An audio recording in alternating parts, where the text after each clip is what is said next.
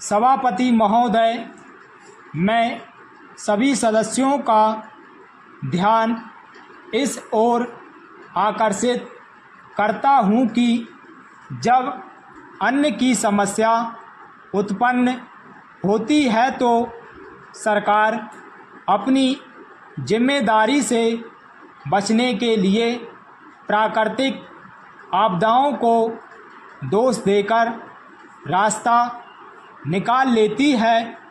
यह सही है कि पिछले कई वर्षों से देश में अन्न का उत्पादन लगातार कम हो रहा है।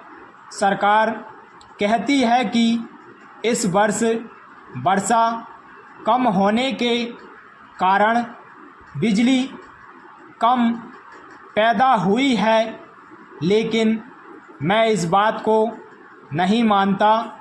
सरकार कोयले से बिजली तैयार कर उसकी आपूर्ति क्यों नहीं कर रही है? अणु बिजली पैदा करने के जो लक्ष्य निर्धारित किए गए थे वे भी आज तक पूरे नहीं हुए हैं। भारत में खेती का जो बड़ा महत्वपूर्ण प्रश्न चल रहा है वह दो बातों पर आधारित है और यह मुख्य रूप से कृषि की समस्या न होकर खाद्यान्न की समस्या है।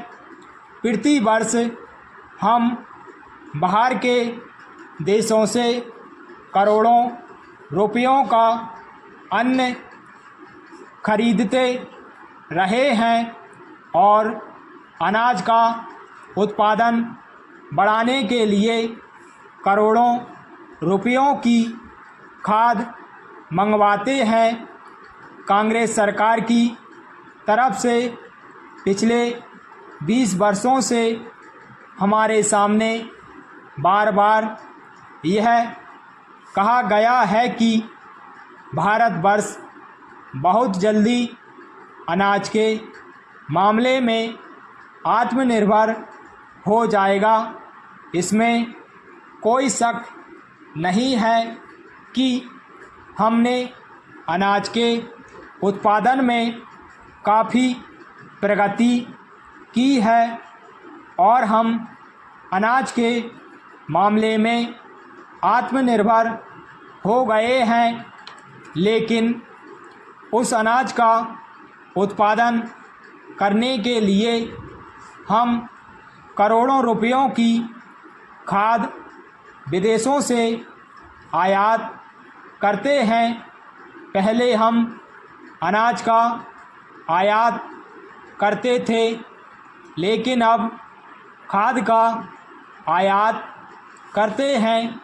इसलिए यह कहना बहुत ही कठिन है कि आत्मनिर्भर हो गए हैं। मेरा अध्यक्ष महोदय, जहाँ तक जनसंख्या की बात है उसके मामले में मैं यह निवेदन करना चाहता हूँ कि एक बार परिवार नियोजन के बारे में और जनसंख्या के बारे में जब सारे संसार में चर्चा चल रही थी तो हमारे मित्र ने आलोचना करते हुए लिखा था कि हमारे सामने आज समस्या यह नहीं है। इस वर्ष पिछले साल की अपेक्षा जो विशेषता रही है वह यह है कि जब से यह बजट आया है तब से देश के सारे किसान और उनके साथ ही साथ हमारे खेत मजदूर बहुत खुश दिखाई पड़ रहे हैं। इस सरकार और सत्तारूढ़ दल के अनेक मित्र बार बार यह बात कहते फिर रहे हैं कि देश में हरित क्रांति आ रही है। इससे पूर्व भी कांग्रेस पक्ष की ओर से समय समय पर इसी प्रकार के नारे दिए गए। कभी यह कहा गया कि आराम हराम है, कभी जय जवान जय किसान का नारा दिया गया और आज तीसरा नारा हरित क्रांति का लगाया जा रहा है। हम समझते हैं कि इस नारे में कोई दम नहीं है।